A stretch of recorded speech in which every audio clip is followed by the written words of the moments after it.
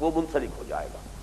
ذرا جیسے جیسے اب انسان کی عمر بڑھتی ہے اس کا مینٹل ہورائزن وسیع ہو رہا ہے، اس میں وسعت پیدا ہو رہی ہے، میرے بھائی بھی ہیں، میری بہنیں بھی ہیں، میرے چچا بھی ہیں، ماموں بھی ہیں، میرے کل قبیلے کے لوگ ہیں، میری قوم ہے، میرا وطن ہے، یہ سب کے سب میرے محافظ ہیں، میرے خیر خواہ ہیں، میرے بہی خواہ ہیں، میری ضرورتیں پوری کرنے میں سب شریک ہیں۔ اب یہ جذبہ تشکر جو ہے پھیل رہا ہے والدین کی ذات سے، اب یہ پھیل رہا ہے، مختلف اطراف و جوانب میں اس کی توسیع ہو رہی ہے۔ اس سے آگے بڑھ کر انسان، یہ تو ہوئے انسانوں کا معاملہ، اب وہ دیکھتا ہے یہ عناصر فطرت، یہ سب میرے محسن ہیں، یہ دھوپ ہے سورج کی جس سے فصلیں پکتی ہیں، پھل پکتے ہیں، یہ ہوائیں چلتی ہیں، یہ پانی ہے جو میری پیاس بجھاتا ہے، یہ تمام عناصر فطرت یہ میرے محسن ہیں، یہ میرے مربی ہیں، یہ میرے منعم ہیں۔ اس اعتبار سے اب یہ عناصر فطرت کی طرف وہی جذبہ تشکر جو ہے رجوع کر رہا ہے۔ اور یہاں نوٹ کر لیجئے، فطرت کا ایک تقاضا اور ہے جس کو قرآن مجید نے نہایت خوبصورت الفاظ میں سورہ رحمان کی اس آیت میں بیان کیا، ہل جزاء الاحسان الا الاحسان، بھلائی، احسان، انعام، اس کا بدلہ تو سوائے احسان اور انعام کے کچھ نہیں ہو سکتا۔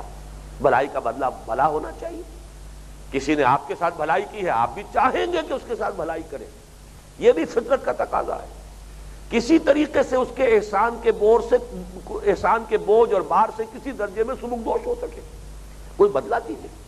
یہی جذبہ ہے جو والدین کی خدمت، والدین کا ادب، وہ جو اس کی اس شکل اختیار کرے گا کہ جب میں چھوٹا سا تھا، رب ارحمہما کما ربیانی صغیرا، جب میں چھوٹا سا تھا مجھے پالا پوسا، میری ضروریات پر اور میری تکلیفوں پر یہ بے چین ہو گئے، اپنا پیٹ کاٹا اور مجھے کھلایا، اپنی نیندیں حرام کی اور میری تکلیف جو ہے اس کو رفع کرنے کی کوشش کی۔ تو اب بڑھاپے میں وہی طرز عمل انسان اختیار کرے تو کسی درجے میں اسے ایک احساس ہو سکتا ہے، ایک سبک دوشی کا، کہ وہ بارے گراں کسی درجے میں میں نے اس کا حساب چکایا ہے۔ اگرچہ واقعہ یہ کہ والدین کا احسان انسان کے بس میں نہیں ہے۔ یہ جو حصہ سوم آئے گا ہمارے اس منتخب نصاب کا، اس میں جب ہم سورہ بنی اسرائیل کے 2 رکوعوں کا مطالعہ کریں گے، تیسرے اور چوتھے کا، تو وہاں یہ مضمون تفصیل سے آئے گا کہ والدین کا احسان کا بدلہ چکانا انسان کے لیے ممکن نہیں ہے۔ یہی وجہ ہے کہ پھر آخری جو بات وہاں کہی گئی وہ یہ کہ ہاتھ جوڑ کر اللہ سے دعا کرو، رب ارحمہما کما ربیانی صغیرا، پروردگار رحم فرما ان پر، میں ان کے احسانات کا بدلہ نہیں چکا سکتا، تجھ سے ہی استدعا ہے کہ تو مجھ پر جو ان کے احسانات ہیں ان کے ساتھ رحم فرما کر میری اس دعا کو قبول کرتے ہوئے گویا کہ کسی درجے میں میرے اس احسان کا بدلہ تو ادا فرما۔ اسی طریقے سے نوٹ کیجئے، جہاں تو بدلہ چکایا جا سکتا انسان بدلہ چکا دے گا، فطرت کا تقاضا ہے۔ آپ کے دوست نے آپ کے ساتھ کوئی بھلائی کی ہے، آپ بھی کسی وقت اس کے کام آ گئے، حصہ برابر ہو گیا، عوض معاوضہ گلا ندارت۔ اسی طریقے سے کسی نے آپ کو ہدیہ دیا ہے، آپ نے بھی کوئی موقع دیکھا مناسب، وہ ہدیہ جو ہے وہ آپ نے اس کو بھی خدمت میں پیش کر دیا۔ تہادو تحابو، ہدیوں کا لین دین ہونا چاہیے، اس سے محبت بڑھتی ہے۔ یہ تمام معاملات، لیکن اب تصور کیجئے جس ہستی کے احسانات کا بدلہ نہ چکایا جا سکے وہاں کیا کریں؟ وہاں یہی جذبہ تشکر اور فطرت کا یہ تقاضا عبادت کی شکل اختیار کرتا ہے۔ سورج کا بدلہ کیا چکائیں سوائے اس کے کہ ہاتھ جوڑ کر کھڑے ہو جائیں، ڈنڈوت کریں، اس کی مدح کریں، پرارتھنا کریں، اس کے گن گائیں، اس کے لیے جو ہے جو بھی مراسم عبودیت بجا لائیں، اس کے سوا کچھ نہیں۔ یہی جذبہ شکر، اس لیے میں عرض کر رہا ہوں کہ یہ رکوع اس اعتبار سے بہت اہم ہے، قرآن کی حکمت کی اساسات یہاں معین ہو رہی ہیں۔ اسی سے اگلا قدم سورہ فاتحہ ہے۔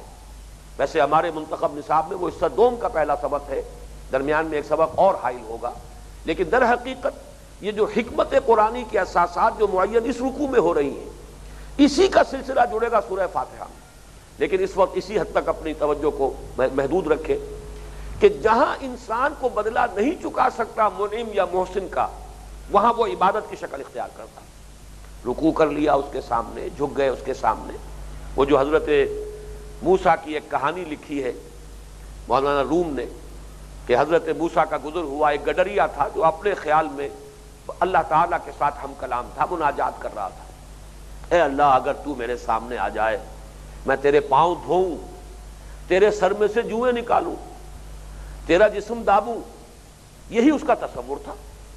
وہ جو بھی چودھری ہوتے تھے، جو بھی قبیلوں کے سردار ہوتے تھے، جو بھی بڑے لوگ ہوتے تھے، ان کی خدمت میں جا کے اور کیا کرتے تھے؟ ان کے پاؤں دھو دیں گے، ان کے سر میں سے جوئیں نکال دیں گے، ان کا جسم داب دیں گے، اور کیا کریں گے؟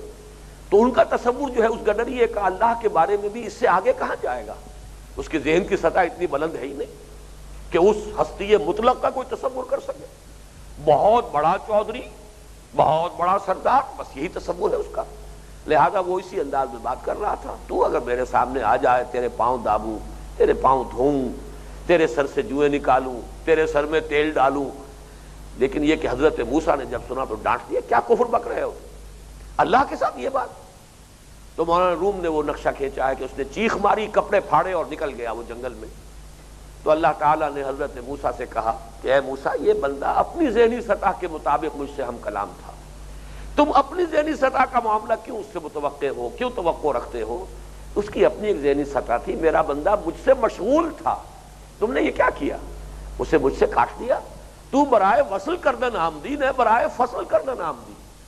اے موسیٰ، تو مجھ سے لوگوں کو جوڑنے کے لیے، تیرا کام یہ ہے کہ لوگوں کو، بندوں کو مجھ سے جوڑے، نہ یہ کہ مجھ سے دور کر دے، مجھ سے کاٹ دے. وہ اپنی ذہنی سطح کے مطابق میرے ساتھ مشغول تھا، تو نے مجھے اس سے تعلق کو منقطع کر دیا. بہرحال یہاں نوٹ کرنے کی بات کیا ہے، یہی جذبہ تشکر جذبہ عبادت کی شکل اختیار کرتا ہے ان منعموں یا محسنوں کے لیے، وہ خیالی ہوں یا حقیقی ہوں، جن کا کوئی بدلہ انسان خود نہیں چکا سکتا. تو وہاں یہ کہ ڈنڈوت کرے، سر جھکائے، سجدہ کرے، رکوع کرے، حمد کے ترانے گائے، اور جو بھی اس کے لیے کر سکتا ہو، بس وہی اس کا در حقیقت شکر ادا کرنے کا معاملہ ہے. بہرحال یہ جو میں عرض کر رہا تھا کہ عقل انسانی اور شعور انسانی جیسے جیسے وسعت اختیار کرتا ہے، سٹارٹنگ میں بھی شکر کا کل جذبہ ایک نقطے پر مرکوز تھا، والدین. اور اس رکوع میں آپ دیکھ رہے ہیں، آگے چل کر آئے گا، انشکر لی ولوالدیک. سٹارٹنگ پوائنٹ جو ہے شعور انسانی کے اعتبار سے جذبہ تشکر کا، وہ والدین کے لیے. اس کے بعد وہ پھیلا، وہ اپنا کنبہ، قبیلہ، رشتہ دار، قوم، وطن، پھر ہوا، پانی، سورج، تمازت اس کی، اور اس میں سب سے بڑھ کر سورج ہے. یہی وجہ ہے کہ سورج جو ہے تمام مشرکانہ مذاہب میں سب سے بڑا دیوتا آپ کو سورج ملے گا، سورج دیوتا. مصر کی قدیم تہذیب کا سب سے بڑا دیوتا سورج تھا، آمون را، سورج دیوتا. سورج کی پرستش سب سے زیادہ کثرت سے رہی ہے. واقعہ یہ ہے کہ یہ انسان کا فہم صحیح تھا کہ جو بھی تمام یہ نظام چل رہا ہے ہماری اس دنیا کا، اس میں سورج کا جو معاملہ ہے، اس کا عمل دخل وہ سب سے بڑھ کر ہے. ہوائیں چلتی ہیں اسی کے زیر اثر، پانی بخارات بن کر اوپر اٹھ رہا ہے سورج کی وجہ سے، ہوائیں چل رہی ہیں اسی کی وجہ سے. پھر یہ کہ وہ فصلیں پکتی ہیں وہ اس کی تمازت سے. تو گویا کہ اگر آپ عناصر فطرت میں سے اگر حساب لگانا شروع کریں تو واقعہ یہ ہے کہ سورج کا حصہ جو ہے مادی سطح پر وہ سب سے بڑھ کر ہے، اسی لیے سب سے بڑا دیوتا سورج ہے.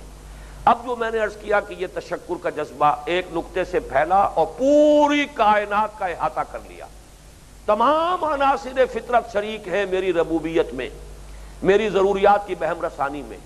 یہ تمام کے تمام جو ہے پوری کائنات جو ہے. لیکن اب اس کے بعد ایک چھلانگ انسان اور لگائے، یہ ایک چھلانگ ہے. وہ چھلانگ ہے کہ تمام عناصر فطرت سے اوپر ہو کر ایک ہستی جو ان سب کی پیدا کرنے والی ہے، وہ ہے منعم حقیقی. وہ ہے نعرہ مستانہ جو لگایا تھا حضرت ابراہیم نے، انی وجہت وجہی للذی فطر السماوات والارض حنیفا وما انا من المشرکین.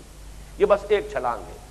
انسان کا جب یہ فہم اسے حاصل ہو گیا، سورج میں اپنا کچھ نہیں ہے، اللہ نے اس کے ذمہ جو خدمت لگائی ہے وہ سر انجام دے رہا ہے. کسی شے کا کوئی وصف ذاتی نہیں ہے. تمام اوصاف اور صفات اور پراپرٹیز ہر شے کو جو عطا کی اللہ نے عطا کی، اور وہ اسی وقت تک بروئے کار آئیں گی جب تک کہ اللہ کا اذن شامل ہوگا.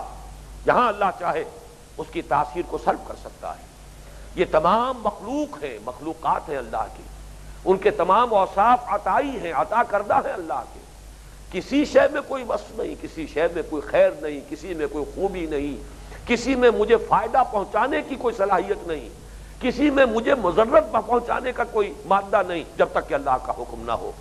تو اب ہاتھی کے پاؤں میں سب کے پاؤں، وہ جو ایک نقطے سے پھیلا تھا اور پوری کائنات تک وہ وسیع ہو گیا تھا جذبہ تشکر، ایک چھلانگ میں وہ آتا ہے اور مسبب الاسباب کی ذات پر آ کر پھر وہ منسلک ہو جاتا ہے، مرتکز ہو جاتا ہے۔ یہ ہے انشکر للہ۔ عقل اب پہنچ گئی، اپنی آخری معراج تک عقل پہنچ گئی، عقل نے اصل منعم کو پہچان لیا، اور جذبہ تشکر وہ فطرت کے صوتوں میں سے ابل رہا تھا۔ اب جذبہ تشکر جو ہے جب وہ حکمت کا مقام پہنچا ہے، انسان اس مقام تک حاصل، اس کو رسائی حاصل ہوئی جو کہ فطرت صحیحہ اور عقل سلیم دونوں کے امتزاج سے وجود میں آتی ہے، تو گویا کہ وہ جذبہ تشکر جس کا تعلق اصل میں فطرت سلیمہ کے ساتھ تھا، وہ اب مرتکز ہو جائے گا ذات باری تعالیٰ کے ساتھ، اس لیے کہ منعم وہی ہے، محسن حقیقی وہی ہے، مؤثر حقیقی وہی ہے، خالق وہی ہے۔ جیسے کہ نصیحتیں ابھی ہم پڑھیں گے آئندہ نشستوں میں حضرت لقمان کی، اسی طرح یہ نصیحتیں جو ہیں مشہور ہیں کہ لا مؤثر فی الحقیقت ولا فاعل الا اللہ۔ شیخ عبد القادر جیلانی رحمۃ اللہ علیہ نے بھی اسی طرح اپنے بیٹے کو جو وصایا کی تھی، ان میں بڑا پیارا جملہ ہے کہ اے میرے بچے اس حقیقت کو ذہن نشین کر لے، لا فاعل فی الحقیقت ولا مؤثر الا اللہ۔ حقیقت میں کوئی فاعل اور کوئی مؤثر ہے ہی نہیں سوائے اللہ کے، کسی شے کا کوئی وصف ذاتی نہیں۔ اگر کسی چیز سے تمہاری ضرورت پوری ہو رہی ہے تو سمجھ لو کہ اللہ نے پوری کی ہے۔ پانی پی کر پیاس بجھ گئی ہے تو اللہ نے پیاس بجھائی ہے۔ کھانا کھا کے نقاہت دور ہو گئی، جس میں توانائی آئی، کھانے کے اندر یہ وصف اللہ نے ڈالا ہے، اس کی عطا کردہ صلاحیت ہے، شکر کرو اللہ کا۔ گویا کہ حکمت کا مظہر عتم، حکمت کا سب سے بڑا مظہر وہ اللہ کا شکر ہے۔ وَلَقَدْ آتَيْنَا لُقْمَانَ الْحِكْمَةَ أَنِ اشْكُرْ لِلَّهِ۔ یہاں اس ان کے کلمے نے جوڑ دیا ہے کہ حکمت کا منطقی تقاضا، حکمت کا لازمی مظہر، حکمت کا مظہر عتم اللہ کا شکر ہے۔ آگے چلیے، وَمَنْ يَشْكُرْ فَإِنَّمَا يَشْكُرُ لِنَفْسِهِ۔ جو کوئی شکر کرے گا تو وہ اپنے ہی بھلے کے لیے کرے گا۔ یہاں ذرا نوٹ کر لیجئے کہ شکر ہے تو گویا کہ فطرت صحیح ہے۔ اب اگر وہ شکر برقرار رکھے گا اور اللہ تعالیٰ کا شکر ادا کرے گا تو گویا کہ اس کی شخصیت کا ارتقاء صحیح خطوط پر، صحیح رخ پر ہوگا، اس کا سارا فائدہ اسی کو پہنچے گا۔ اگر شکر کا جذبہ نہیں تھا تو گویا کہ فطرت مسخ ہو چکی، اب اس کی شخصیت اگر بڑھے گی آگے تو ٹیڑھی ہو کر بڑھے گی، کجی پیدا ہوگی، اس کے اندر خیر نہیں بلکہ شر وجود میں آئے گا۔ اور یہ چیز جیسا کہ ایک حدیث میں آیا ہے، من لم یشکر الناس لا یشکر اللہ۔ فطرت اگر صحیح ہے تو شکر موجود ہے، انسانوں کا بھی شکر ہوگا، اللہ کا بھی ہوگا۔ اگر سوتے ہی خشک ہو گئے، پانی آ ہی نہیں رہا کنویں میں، تو نہ انسان پی سکتے ہیں نہ حیوان پی سکتے۔ لیکن اگر وہ سوتے جو ہیں وہ جاری ہیں، ان میں پانی آ رہا ہے، چشمہ ابل رہا ہے، تو اس سے حیوان بھی سیراب ہوگا اور انسان بھی اس سے اپنی پیاس بجھائے گا۔ تو اگر شکر کا جذبہ فطرت صحیحہ سے ابل رہا ہے تو انسانوں میں سے بھی جو بھی کوئی اس کے ساتھ کوئی خیر کرے گا، بھلائی کرے گا، نیکی کرے گا، کوئی اس کی تکلیف رفع کرے گا، اس کا شکر ادا کرے گا، اور تبھی یہ شکر اللہ کا بھی کر سکے گا۔ لیکن اگر وہ جذبہ ہی ختم ہو چکا، فطرت مسخ ہو چکی، تو نہ انسانوں کا شکر گزار ہوگا بندہ اور نہ اللہ کا۔ لم یشکر الناس لا یشکر اللہ۔ اسی لیے سورہ ابراہیم کی آیت نمبر 7 میں فرمایا، وَلَئِن شَكَرْتُمْ لَأَزِيدَنَّكُمْ وَلَئِن كَفَرْتُمْ إِنَّ عَذَابِي لَشَدِيدٌ۔ دیکھو اگر تم شکر کرو گے میں تمہیں اور دوں گا، میری نعمتوں میں اضافہ ہوگا، تمہاری شخصیتوں کے اندر خیر پروان چڑھے گا، بھلائی حسنات ان کا ظہور ہوگا۔ اور اگر تم نے کفر کیا، اب یہ وقت ختم ہو رہا ہے، لفظ کفر پر اس کی لغوی حقیقت اس پر بھی انشاءاللہ تعالیٰ اگلی نشست میں گفتگو ہوگی، لیکن یہ کہ یہاں پر صرف نوٹ کر لیجئے اس آیت کی حد تک، اگر شکر کرو گے اللہ تعالیٰ تمہیں اور دے گا، مزید اضافہ کرے گا، نعمتوں کی بارش اور کرے گا۔ لیکن اگر تم نے شکر کے برعکس کفران نعمت، ناشکری کی روش اختیار کی، تو جان لو کہ میرا عذاب بھی بہت سخت ہے، ان عذابی لشدید۔ یہ گویا کہ شرح ہے اس کی، وَمَن يَشْكُرْ فَإِنَّمَا يَشْكُرُ لِنَفْسِهِ۔ جو کوئی شکر کرے گا تو بہرحال اس کا سارا فائدہ اسی کو پہنچے گا، اس کی شخصیت کی تعمیر صحیح خطوط پر ہوگی، اس کی شخصیت کا ارتقاء اس کی سیرت کی تعمیر ہوگی صحیح خطوط پر، صحیح رخ پر، اور یہ کہ اللہ تعالیٰ کی نعمتوں کا اور وہ مستحق بنے گا۔ اور اگر یہ نہیں کرے گا وَمَنْ كَفَرَ فَإِنَّ اللَّهَ غَنِيٌّ حَمِيدٌ، اس آخری ٹکڑے پر انشاءاللہ گفتگو اب اگلی نشست میں ہوگی۔ اقول قولی ھذا واستغفر اللہ لی ولکم ولسائر المسلمین والمسلمات۔